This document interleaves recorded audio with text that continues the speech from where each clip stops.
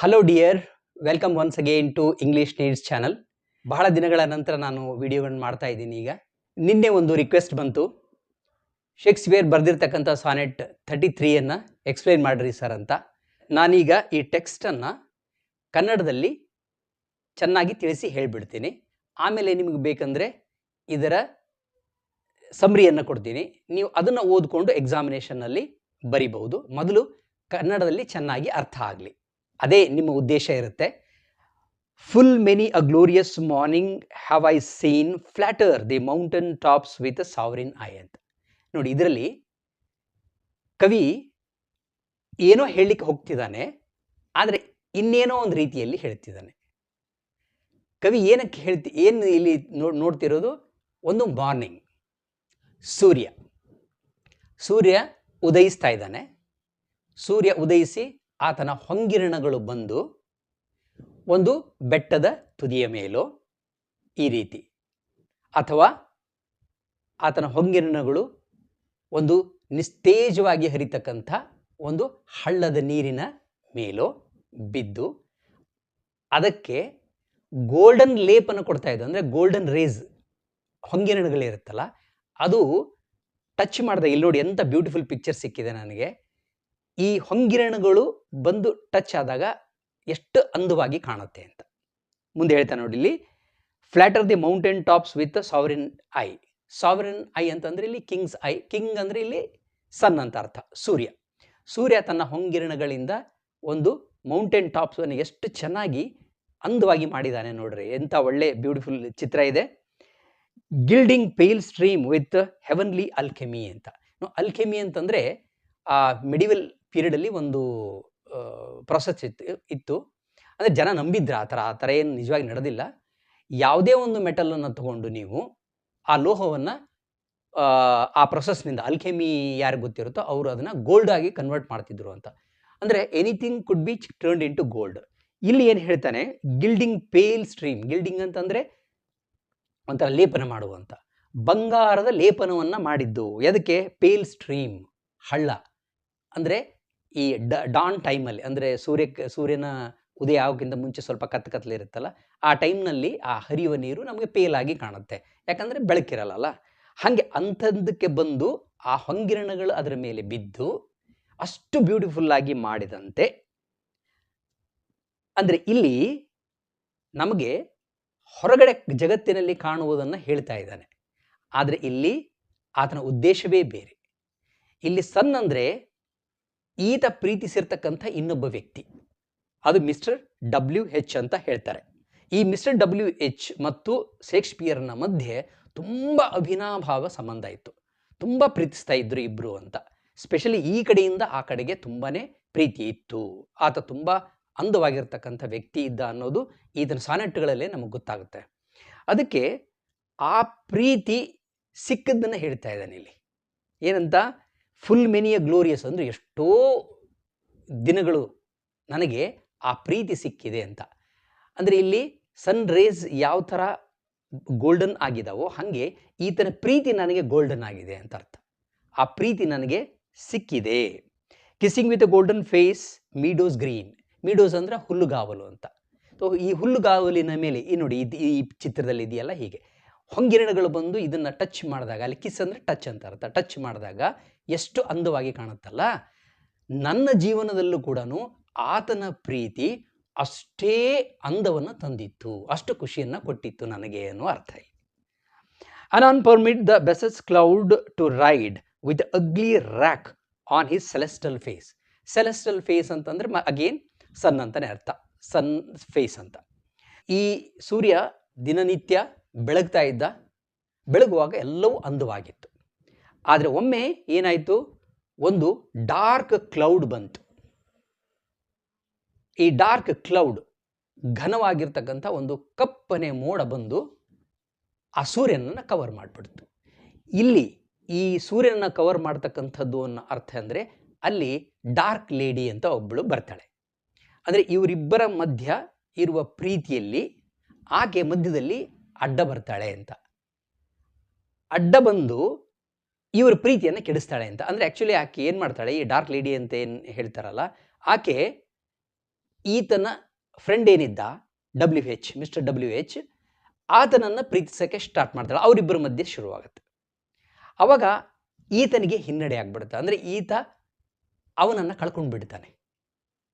ಆ ನೋವಿನಿಂದ ಇಲ್ಲಿ ಬರೆದಿರ್ತಕ್ಕಂಥದ್ದು. ಅವನು ಪರ್ಮಿಟ್ ಅಂತ ಹೇಳ್ತಾನೆ. ಪರ್ಮಿಟ್ ಅಂತ ಹೇಳಿದರೆ ಇವನೇ ಪರ್ಮಿಷನ್ ಕೊಟ್ಬಿಟ್ಟ ಅಂತ. ಸನ್ ಹ್ಯಾಸ್ ಗಿವನ್ ಅಂತಂದರೆ ತನ್ನ ಪ್ರೀತಿಯ ವ್ಯಕ್ತಿ ಏನಿದ್ದ ಈ ವ್ಯಕ್ತಿನೇ ಪರ್ಮಿಷನ್ ಕೊಟ್ಬಿಟ್ಟ. ಯಾರಿಗೆ? ಆ ಡಾರ್ಕ್ ಕ್ಲೌಡ್ಗೆ ಬಂದು ಅಡ್ಡ ಬರುವಂಗೆ ಅಂತ. ಅದು ಬಂತು, ಅಡ್ಡ ಬಂತು. And from the forlorn world his visage hide.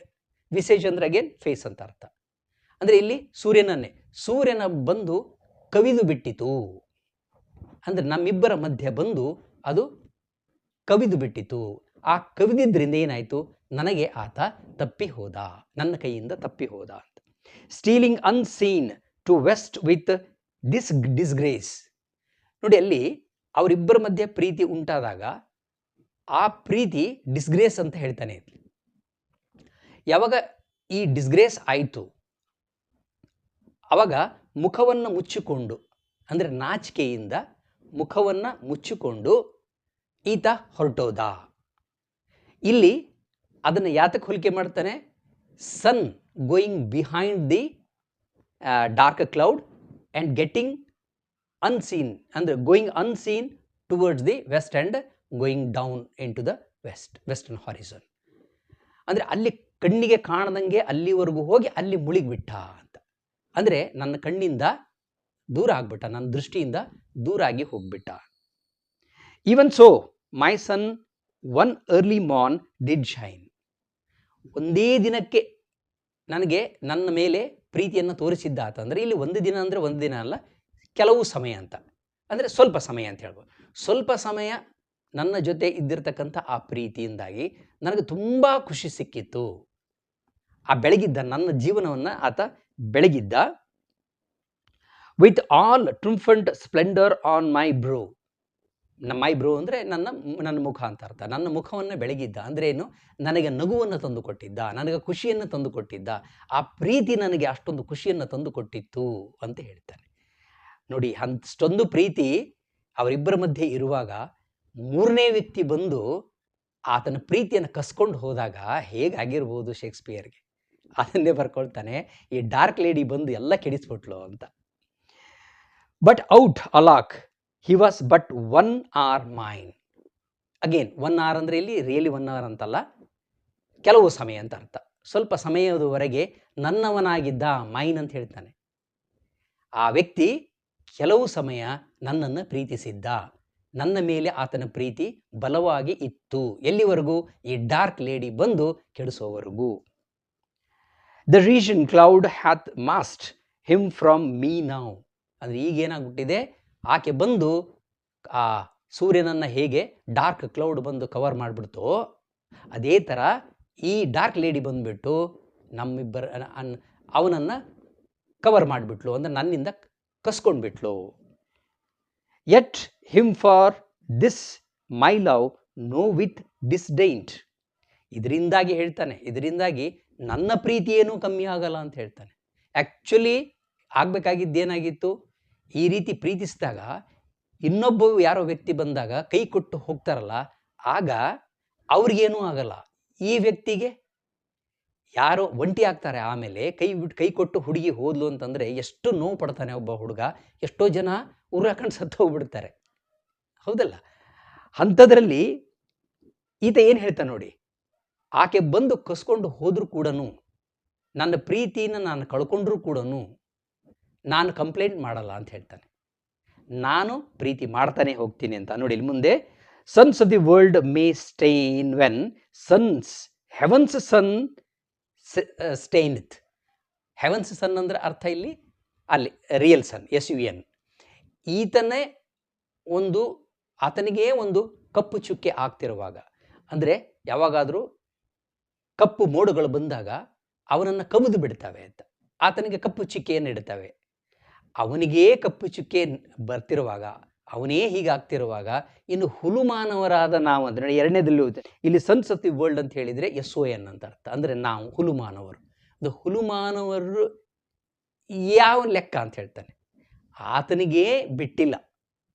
ದೊಡ್ಡ ದೊಡ್ಡ ತಾತ ಸೂರ್ಯ ಅಂದರೆ ಅಷ್ಟು ಪವರ್ಫುಲ್ ಆಗಿರ್ತಕ್ಕಂಥ ಆತನಿಗೇ ಕಪ್ಪು ಚುಕ್ಕೆಗಳು, ಆತನ್ನೇ ಕವರ್ ಮಾಡ್ತಕ್ಕಂಥವು ಇದ್ದಾಗ ಇನ್ನು ಹುಲು ಮಾನವರಾದ ನಮಗೇನು ಲೆಕ್ಕ ಅಂತ ಹೇಳ್ತಾನೆ. ಅಂದರೆ ಈ ರೀತಿ ಆಗುವುದು ಸಹಜ. ಯಾರೋ ಬಂದು ಈ ರೀತಿ ಅಡ್ಡ ಆಗಿ ನಮ್ಮ ಪ್ರೀತಿಯನ್ನು ಕಸ್ಕೊಳ್ಳೋದು ಈ ಥರ ನಡೀತಕ್ಕಂಥದ್ದು ಬಹಳ ಸಹಜ. ಆದರೆ ನಾನು ಆ ರೀತಿ ಏನು ಎದೆಗುಂದುವುದಿಲ್ಲ, ಇದರಿಂದ ಬೇಜಾರುಗೊಳ್ಳುವುದಿಲ್ಲ. ನಾನು ಮಾತ್ರ ನನ್ನ ಪ್ರೀತಿಯನ್ನು ಮುಂದುವರಿಸ್ತೀನಿ ಅಂತಕ್ಕಂಥದ್ದು ಇಲ್ಲಿ ಇದು ಕನ್ನಡದಲ್ಲಿ ಅರ್ಥ. ಈಗ ಇದರ ಇಂಗ್ಲೀಷ್ ಎಕ್ಸ್ಪ್ಲನೇಷನ್ನ ನಾನು ಇನ್ನೊಂದು ವಿಡಿಯೋದಲ್ಲಿ ಹಾಕ್ತೀನಿ, ಅದನ್ನು ನೋಡ್ಕೊಳ್ಳಿ. ಅದಾದಮೇಲೆ ಒಂದು ಸಿಂಪಲ್ ಸಮ್ರಿಯನ್ನು ಕೊಡ್ತೀನಿ ಹಾಗೆಯೇ ಚಾನಲ್ ಸಬ್ಸ್ಕ್ರೈಬ್ ಮಾಡಿಕೊಡೋದನ್ನು ಮರಿಬೇಡಿ, ಯಾಕಂದರೆ ನಿಮ್ಮ ಸಂಬಂಧ ಭಾಳ ದಿನ ಇರ್ತಕ್ಕಂಥದ್ದು. ಆಮೇಲೆ ಒಮ್ಮೆ ಸಬ್ಸ್ಕ್ರೈಬ್ ಮಾಡಿದ್ಮೇಲೆ ಮತ್ತೆ ಅನ್ಸಬ್ಸ್ಕ್ರೈಬ್ ಮಾಡಬೇಡಿ ದಯಮಾಡಿ. ಅದು ಹಾಗೇ ಇರಲಿ, ಅದೇನು ಭಾರ ಆಗಲ್ಲ ನಿಮಗೆ. ನಮಗೆ ಹೆಮ್ಮೆ ಇರುತ್ತೆ ಅಷ್ಟೇ, ನಮಗೆ ಇಷ್ಟು ಜನ ಸಬ್ಸ್ಕ್ರೈಬರ್ಸ್ ಇದ್ದಾರಲ್ಲ ಅಂತ ನಮಗೊಂದು. ಸೊ ಏನೋ ಒಂದು ನಮ್ಮಿಂದ ಒಂದು ಚೂರಾದರೂ ನಿಮಗೆ ಲಾಭ ಆಗಿತ್ತು ಅಂತಂದರೆ ಅಷ್ಟೇ ಇರಲಿ ಅದು. ಓಕೆ. ಆಮೇಲೆ ಹೇಳಿದರೆ ನಿಮ್ಮ ಫ್ರೆಂಡ್ಸ್ಗೆ ಹೇಳಿ, ಇದ್ರ ಬಗ್ಗೆ ಅವರು ತಿಳ್ಕೊಳ್ಳಿ. ಎಕ್ಸಾಮಿನೇಷನಲ್ಲಿ ತುಂಬ ಚೆನ್ನಾಗಿ ಮಾಡಿ ಅಂತ ಹೇಳ್ತಾ ಮತ್ತೆ ಇನ್ನೊಂದು ಸಾರಿ ಕಾಣೋಣ. Thank you.